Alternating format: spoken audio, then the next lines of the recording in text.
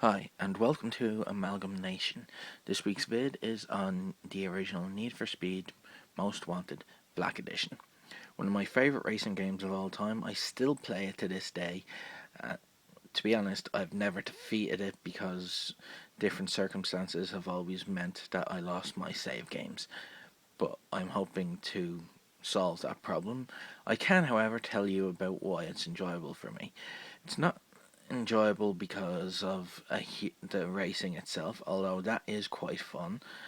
It's enjoyable because I get to pick a car, buy the car, I get to customize the car, I get to decide what color it is, I get to decide what uh, rims I have, I get to pick the engines, although there's not a huge amount of information about the engines. I basically just choose based on a graph that says, yeah, this will improve your car by this much.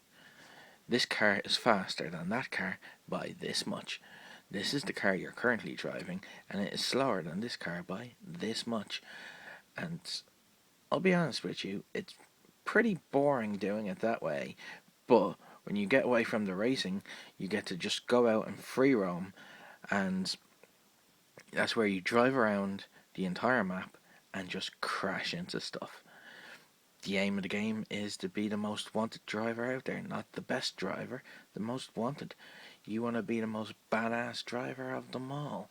You want to get to be at the top of the blacklist, as it's called. The blacklist are 15 drivers who are the 15 most wanted street racers in the game's world.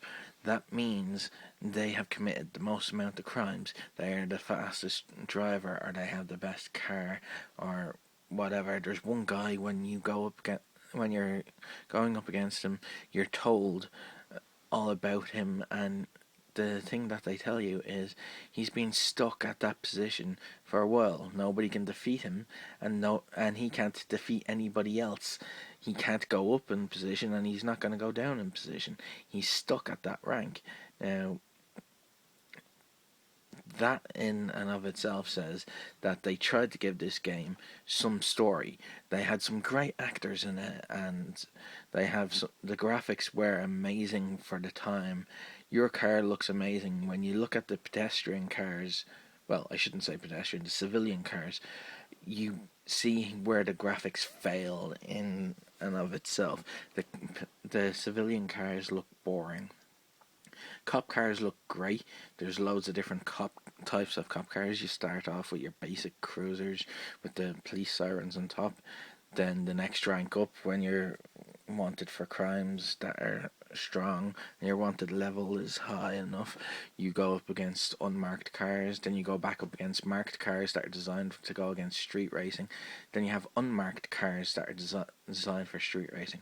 There's also big off-road truck type cars that the cops have, that they will bring these things out and use them to try and stop you from doing things. Now, they may be slower than your car, although, to be honest, they're not slower than your car.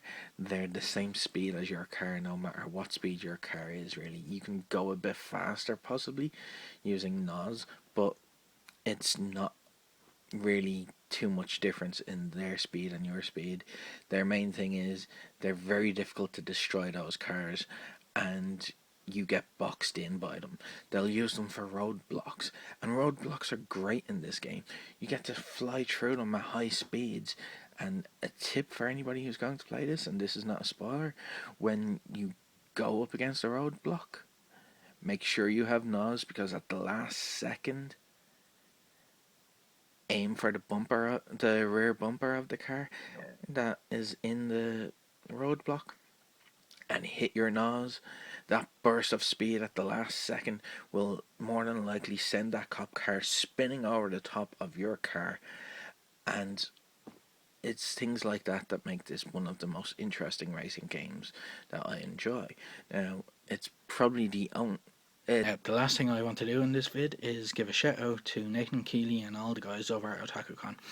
I hope you're all having a great time. I wish I could have been there, but Nathan, you know what the story is. Now, as I said, I hope it's great, and remember, play the game and game to play, guys.